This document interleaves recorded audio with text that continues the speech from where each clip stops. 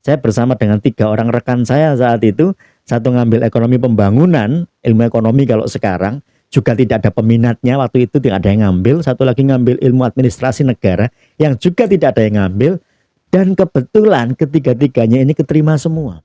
3, 2, 1, buka bukumu, kita bertemu di T Edu. Salam jumpa kawan-kawan sekalian, ketemu lagi dalam podcast T Education. Pada podcast edisi kali ini, teman-teman sekalian, ini podcast edisi ke-100 dari podcast T Edu. Kali ini kita akan membahas satu topik tidak tentang perkuliahan, tapi tentang bagaimana untuk memilih program studi atau tips untuk masuk ke dunia perkuliahan.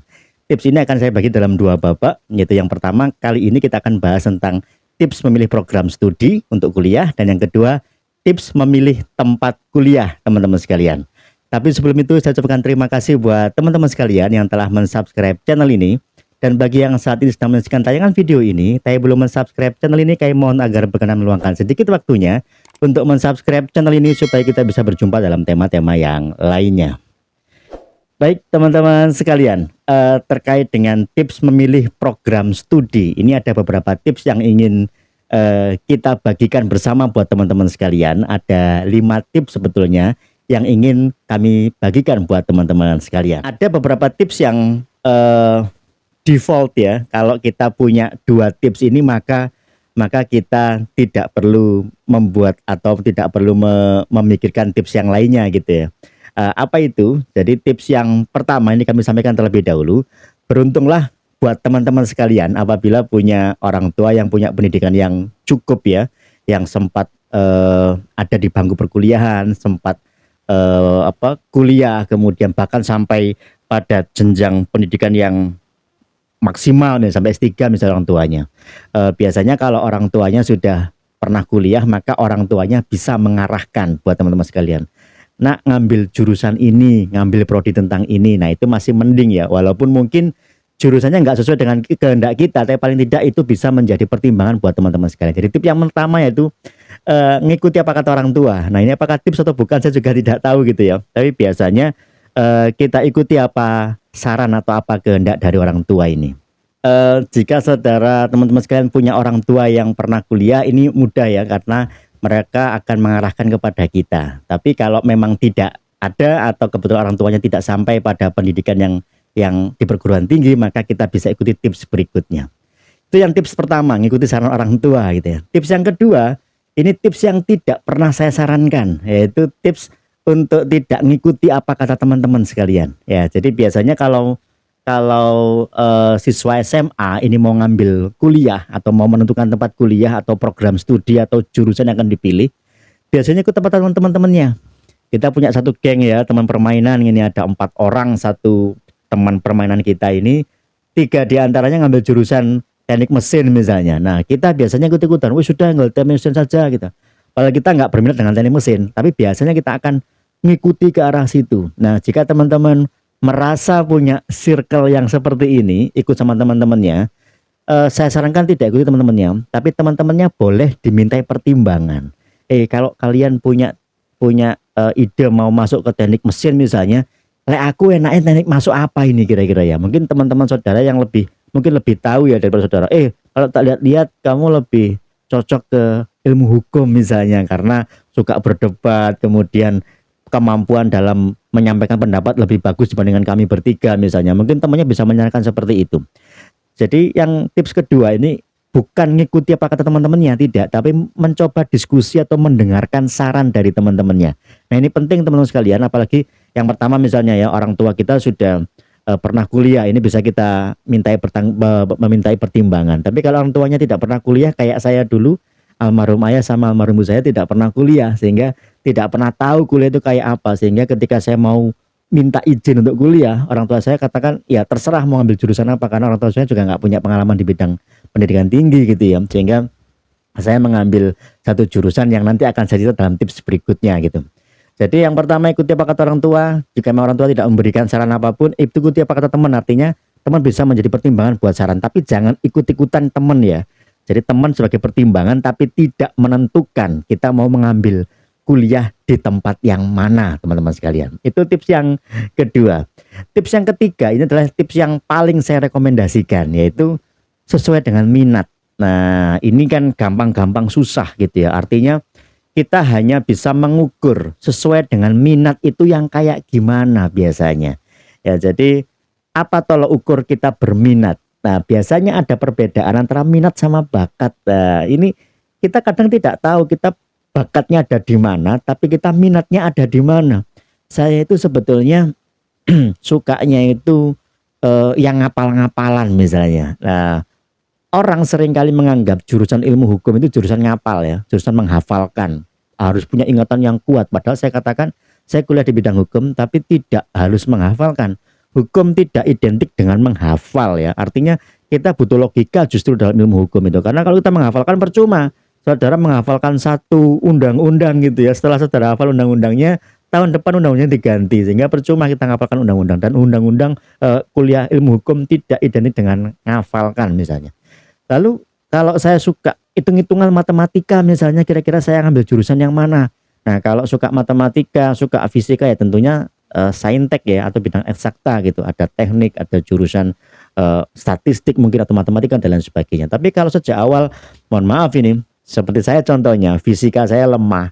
Kemudian kimia saya apalagi gitu ya. Maka saya tidak punya bayangan untuk ambil kedokteran gitu karena saya terus terang tidak mampu di bidang itu. Tapi kalau saudara satu merasa berminat di bidang kedokteran, yang berikutnya tolong diperhatikan juga, saudara kira-kira berbakat nggak dengan mata-mata pelajaran yang diajarkan untuk mata kuliah kedokteran itu, untuk ilmu kedokteran itu. Ya tentunya akan ada biologi, tentunya akan ada fisika, kimia dan lain sebagainya. Kalau basic kita tentang fisika lemah, basic kita kimia juga lemah, biologinya juga lemah, kita lebih cenderung suka dengan sejarah misalnya, tapi kita paksakan tapi saya berminat kedokteran, apakah bisa seperti itu? Ya mungkin saja bisa gitu ya, tapi tentunya akan sangat berat teman-teman sekalian karena yaitu tadi antara minat dan bakat ini dua hal yang berbeda. Kita berminatnya di bidang apa, tapi kita punya bakat di bidang apa. Terus terang teman-teman sekalian, ketika saya sebelum mengambil kuliah di bidang hukum, pilihan saya untuk kuliah dulu itu adalah arkeologi sebetulnya. Jadi sangat jauh berbeda gitu ya dengan ilmu yang saya geluti pada hari ini. Pilihan pertama saya ilmu hukum memang betul. Pilihan kedua saya arkeologi. Ditanya sama orang tua saya ngapain ngambil arkeologi itu apa gitu. Ya ini apa namanya, kalau saya dulu tidak kuliah di bidang arkeologi, hanya tahunya arkeologi adalah mencari benda-benda sejarah atau menggali-gali fosil gitu ya. Saya sampaikan orang tua saya, ini saya mau apa namanya arkeologi menggali-gali benda sejarah gitu ya. Orang tua saya tentunya akan keberatan gitu ya karena orang tua saya tidak kuliah sehingga bayangan orang tua saya adalah ketika nanti anak saya lulus kuliah di arkeologi mau kerja di bidang apa. Nah, itu yang menjadi pertimbangan berikutnya akan saya sampaikan sebagai tips berikutnya nanti. Jadi tentang minat dan bakat ini dua hal yang berbeda teman-teman sekalian. Tentunya mungkin teman-teman bisa mengukur saya ini punya bakat di bidang apa. Tapi tentunya kita juga ukur saya memang berbakat di bidang musik misalnya. Tapi saya nggak minat kuliah di bidang musik. Nah, itu dua hal yang berbeda juga misalnya. Saya sukanya ini gedung-gedung misalnya. Saya suka gambar-gambar gedung. Apakah saya berminat dan berbakat di bidang arsitektur? Mungkin saja. Apakah saya berminat di bidang teknik sipil yang membangun gedungnya, yang arsitek menggambarnya, teknik sipil membangun mewujudkan dalam bentuk gedungnya? Apakah saya berminat di bidang situ? Mungkin saja gitu ya. Sehingga ini yang perlu kita gali teman-teman sekalian. Ini kalau teman-teman yang sedang menyaksikan tayangan video ini misalnya masih SMA atau masih ada di pendidikan yang menjelang perguruan tinggi, tentu akan mulai berpikir aku nanti akan kuliah ngambil kuliah tentang apa gitu ya. Nah, ini sudah ada ada 3 tips yang sudah saya sampaikan. Itu yang pertama, orang tua ngomongnya apa tolong dipertimbangkan. Yang kedua, teman memberikan saran apa tolong dipertimbangkan. Tips yang ketiga, sesuaikan dengan minat kita. Kalau saya nggak tahu minatnya di mana terus bagaimana gitu ya. Nah, ini yang juga harus coba kita gali lagi teman-teman sekalian. Kita kan tentunya pernah ikut psikotes ya, ikut tes-tes psikologi seperti itu kan tentu akan coba diarahkan kita sebenarnya punya bakat dan minat di bidang apa. Saudara mungkin berminat tapi tidak berbakat, mohon maaf bisa dipelajari kalau seperti itu. Tapi sudah tidak berminat, tidak berbakat dipaksakan ke arah situ, jadinya biasanya tidak akan optimal teman-teman sekalian. Ya, jadi tips yang ketiga, ikuti berdasarkan minat saudara. Nah, ada tips yang berikutnya teman-teman sekalian. Ini tips yang juga bisa jadi saya rekomendasikan, bisa jadi juga dipertimbangkan sebagai tips yang terakhir nantinya, yaitu soal pendidikan, soal masa depan, yaitu soal cita-cita nantinya. Walaupun tentunya akan disimpulkan, saya seringkali kalau ngajar itu, seringkali bertanya ke mahasiswa saya, kalau saudara ngambil kuliah jurusan ilmu hukum, bayangan saudara kalau lulus mau jadi apa? Nah, bayangannya sudah mulai macam-macam. Saya pengen jadi hakim, Pak, oke. Saya pengen jadi jaksa, Pak, oke. Jadi advokat, Pak, oke. Tapi kalau mulai meleset, saya kuliah di bidang ilmu hukum, saya pengennya kerja di bank misalnya, pengennya kerja tidak di bidang legal, tapi di bidang front office misalnya ya. Maka saya tentunya akan keberatan ketika saudara kuliah di ilmu hukum, tapi saudara tidak berminat untuk bekerja di bidang hukum. Kenapa demikian? Karena tentunya ini sangat mengecewakan gitu ya, saudara telah belajar ilmu hukum tapi tidak mau mengaplikasikan ilmunya untuk masyarakat secara luas gitu ya. Nah, seringkali yang kita bayangkan itu sebelum kita kuliah, kita sudah mikir kerjaan terlebih dahulu gitu. Ini yang pemikiran terbalik teman-teman sekalian. Artinya kalau kita sudah, saya pengen kuliah di bidang ilmu komputer misalnya. Kenapa? Karena banyak lulusan komputer yang dibutuhkan sama lapangan pekerjaan. Nah, ini yang pola pikir yang harusnya dibalik teman-teman sekalian. Artinya kita tidak boleh mengikuti apa kata pasar, tapi pasar yang harusnya mengikuti apa kemampuan kita gitu harusnya. Secara idealnya kan begitu. Saya punya kemampuan. Saudara kalau kuliah dimanapun, belajar dengan baik, dengan tekun ya, hasilnya akan optimal, maka pasar manapun akan mencari saudara. Artinya kita tidak membutuhkan, kita tidak perlu bahwa sekarang apa yang dibutuhkan sama dunia kerja ini misalnya di bidang informatika, sekarang semua serba cyber, maka bidang informatika, ahli komputer akan dibutuhkan oleh semua orang. Iya, pemikiran itu betul sekali. Tapi jangan lupa bahwa dalam 1 tahun saudara itu akan bersaing dengan ribuan orang dengan gelar yang sama. Artinya tidak jaminan bahwa saudara kemudian ketika memperoleh gelar yang saudara harapkan, ternyata tidak bekerja di tempat yang saudara harapkan gitu. Jadi soal cita-cita itu memang boleh kita perjuangkan, apalagi sudah jelas ya. Misalnya ini sebagai contoh, kebetulan saudara lahir dari keluarga dengan basic ilmu hukum, ayahnya seorang jaksa misalnya. Kemudian ayahnya memerintahkan kepada saudara, sudah nak kamu kuliah di bidang hukum saja supaya kalau lulus nanti bisa jadi seorang jaksa kayak ayahnya misalnya. Oke, saudara pun kebetulan berminat di bidang hukum. Oke, saya tak kuliah di hukum saja supaya ketika kuliah akan jadi jaksa. Setelah lulus jadi sarjana hukum, saudara memang betul-betul berminat di bidang jaksa, saudara melamar pekerjaan jadi seorang jaksa dan kebetulan dengan usaha saudara akhirnya terpilih sebagai seorang jaksa. Nah, ini kan mudah ya, tapi dalam dunia kan tidak sesimpel yang biasanya kita sampaikan gitu. Sebagai contoh lagi ya, saya nggak akan cerita siapa-siapa, saya nunjuk diri saya sendiri misalnya. Saya tidak ada gambaran akan menjadi seorang dosen, saya tidak punya gambaran seperti itu. Bahkan ketika saya kuliah di ilmu hukum sekalipun ditanya sama orang-orang mau jadi jaksa atau jadi hakim, saya masih mikir, saya belum punya bayangan ke arah situ. Bayangan saya waktu itu adalah kuliah dengan segera supaya cepat lulus, supaya bisa cepat nyari kerjaan gitu ya. Itu bayangan saya waktu itu, sehingga cita-cita saya tidak saya prioritaskan saat itu. Mohon maaf ya. Ini tips yang mungkin akan saya sampaikan menjadi pertimbangan berikutnya gitu ya, setelah pertimbangan minat dan bakat selesai. Soal pekerjaan itu apa kata nanti. Kenapa? Karena ketika saudara bersinar di bidang saudara, maka pekerjaan apapun akan mencari saudara. Apapun itu. Saya yakin betul dengan ini. Artinya bahwa kita tidak harus mengikuti apa kata pasar, tidak harus seperti itu. Yang penting kita memiliki keahlian khusus di bidang apapun, maka pasar pasti akan mencari kita. Itu prinsip yang sederhana tapi ada betulnya, karena banyak sekali contoh di luar sana yang seperti itu. Dan kalau saudara yang mengikuti apa kata pasar, hari ini saudara mengatakan bahwa siber itu urusan yang sangat luar biasa akan dibutuhkan oleh banyak orang. Hari ini saudara ngambil kuliah informatika, 5 tahun lagi belum tentu itu akan menjadi hal yang dibutuhkan oleh pasar. Mungkin sudah berubah dan lain sebagainya. Sehingga jangan memikirkan apa kata nanti ya, jangan memikirkan soal masa depan, cita-cita dan segala macam. Yang penting saudara memiliki ilmu yang bagus dan ilmu itu benar-benar saudara kuasai dengan baik, maka pasar manapun akan mencari saudara. Ya, sehingga cita-cita itu tips yang agak ke belakang, makanya saya sampaikan berikutnya. Nah, ada tips terakhir teman-teman sekalian, nomor 5 ini saya sampaikan. Ketika memilih program studi, apalagi kampus yang saudara tuju ini adalah kampus-kampus dengan nama besar misalnya ya, ada satu tips yang bisa saya berikan di sini. Ini pun sudah saya alami pada waktu menempuh atau mengambil jurusan waktu itu. Yaitu apa? Tips dengan prodi dengan peluang yang lebih tinggi gitu ya. Tapi kalau saudara tidak membutuhkan ini, saya punya banyak uang kok Pak. Saya kalau mau kuliah di tempat mandiri, kuliah dengan jalur mandiri, saya masih mampu untuk bayar itu, ya enggak apa-apa, silakan.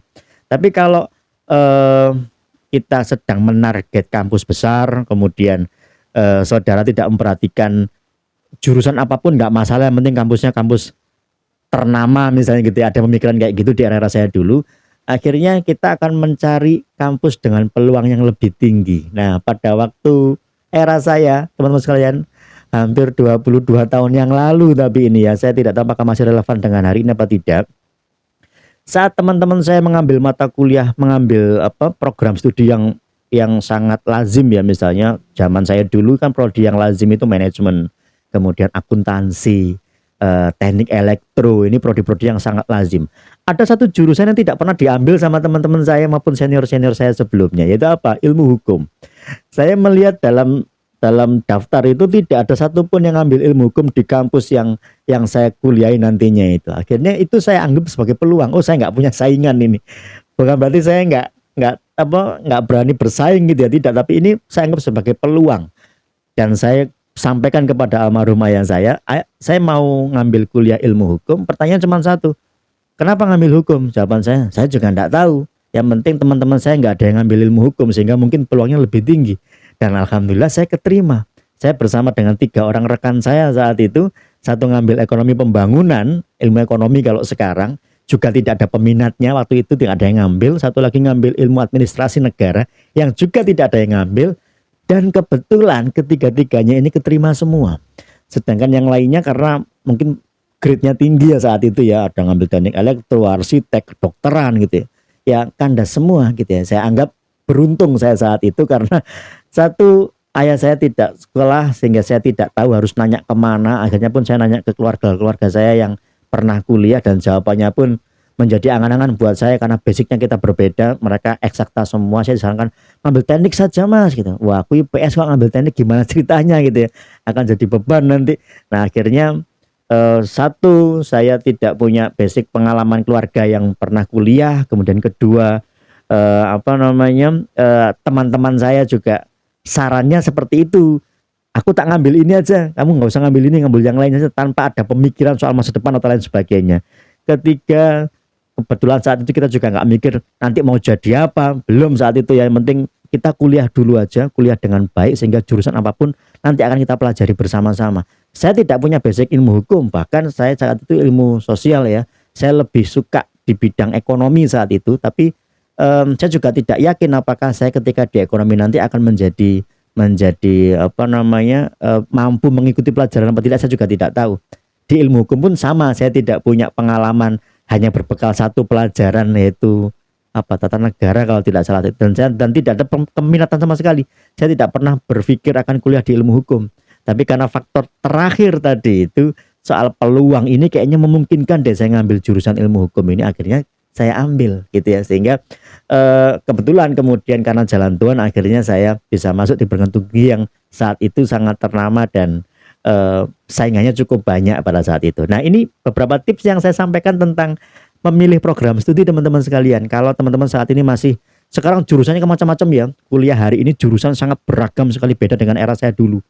Dulu era saya ketika ada yang ngambil mata kuliah yang jurusan bahasa daerah, bahasa Jawa misalnya, tentunya orang akan bertanya-tanya mau ngapain kuliah bahasa Jawa gitu ya. Saat ini tentunya sudah mulai banyak beragam gitu ya. Banyak sekali bidang-bidang yang saat ini dicari tapi orang tidak pernah melirik itu. Jurusan perpustakaan misalnya, ngapain kuliah perpustakaan? Jangan salah, semua instansi mencari perpustakaan. Nah ini kan tips saya yang keempat tadi, untuk cita-cita tadi itu. Kalau saudara kuliah itu untuk mengejar cita-cita saudara, ya harus saudara rencanakan mulai dari ini.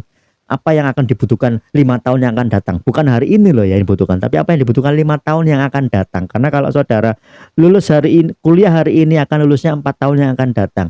Dan 4 tahun akan datang atau 5 tahun yang akan datang nanti, apa pekerjaan yang paling banyak dibutuhkan sama orang. Nah kita kan nggak bisa memprediksi untuk itu. Sehingga yang patut kita pertimbangkan dengan baik adalah kita minatnya ada di mana. Tips saya nomor 3 tadi, kita minatnya ada di mana. Kemudian yang 4 dan kelima, jika kita mulai mikir masa depan, ya kita coba arahkan program studi kita dengan cita-cita nanti akan kita kejar nantinya. Dan yang terakhir, peluang untuk kita bisa diterima di perguruan tinggi itu yang seperti apa. Kalau memang peluangnya cukup tinggi dengan sekarang UTBK ya, sistem peluang dan lain sebagainya, itu tentu tidak bisa kita prediksi dengan baik ya. Artinya bagaimana kita bisa tahu bahwa nilai skor kita sekian ini nanti akan diterima di perguruan tinggi A gitu ya. Tapi kalau saya dulu kan jalurnya masih jalur undangan gitu ya, sudah kelewat ini bentar lagi ada jalur ujian tulis ini. Nah itu saudara bisa mempertimbangkan beberapa tips yang saya sampaikan tadi itu. Apa kata orang tua lah yang nomor satu, yang kedua pertimbangan teman-teman sekalian, yang ketiga kalau memang saudara punya minat tertentu dan saudara yakin betul dengan minat itu, jangan diabaikan. Karena bisa jadi karena kita mencintai satu hal yang kita sukai, maka kita akan belajar dengan sungguh-sungguh dan hasilnya biasanya akan optimal seperti itu. Dan tips yang keempat kelima, kalau saudara punya cita-cita di bidang tertentu ya silakan dikejar. Saya tidak akan melarang apapun, tapi kalau saudara punya bayangan, saya nggak ngurus apa kata pasar, saya pengen jadi A misalnya, jadi bidang A, ya silakan dikejar. Bagus sekali di usia sangat dini ya, usia remaja, saudara punya bayangan menjadi apa. Saya dulu ketika saya mau jadi apa, jadi guru bayangan saya. Tapi saya tidak pernah terpikir kuliah di IKIP ya, atau di ilmu pendidikan. Ya akhirnya saya ini hari ini saya jadi guru ya, walaupun di perguruan tinggi, sama saja itu pun juga guru. Cita-cita saya terkabul, tapi saya tidak pernah berpikir bahwa ketika saya kuliah ilmu hukum akan menjadi dosen atau menjadi seorang guru atau pengajar akademisi. Tidak pernah terpikir. Ketika kuliah hukum, bayangan saya kuliahnya ya akan jadi advokat, jadi hakim, jaksa, dan lain sebagainya. Tapi faktanya adalah bahwa cita-cita yang saya kehendaki menjadi seorang guru akhirnya tercapai begitu saja. Artinya yang ngikuti alur saja yang ada. Kita rencanakan, tidak terlalu kita kejar, tapi ya ternyata fokus kita sudah berbeda, fokus kita menyelesaikan kuliah, ujung-ujungnya tercapai juga apa yang kita kehendaki teman-teman sekalian. Ya ini tips singkat tentang memilih program studi, tentunya ada banyak sekali tips yang lainnya, tentunya soal peminatan dan sebagainya. Sekarang ada banyak sekali macam-macam program studi, silakan saudara renungkan kembali kira-kira kalau prodi ini saya berminat atau tidak, dan kira-kira peluangnya besar atau tidak, silakan dipikirkan kembali.